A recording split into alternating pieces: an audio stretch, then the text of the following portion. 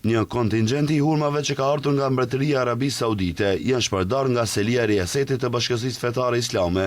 Kryetari i BFI-së, Shashir Fetahu, tha se me Arabinë Saudite kanë nënshkruar aktin me të cilën u bë pranimi 25 tonelatave të hurmave që janë dërguar si dhuratë nga qendra e mbretit e Salman bin Abdulaziz për të gjithë qytetarët e Maqedonisë së Veriut. Ne në emër të Bashkisë Fetare Islame falenderuam Mbretërinë e Arabisë Saudite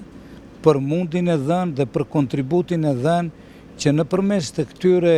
hurmave ne të shpërndajmë tolerancën, shpresën, pastaj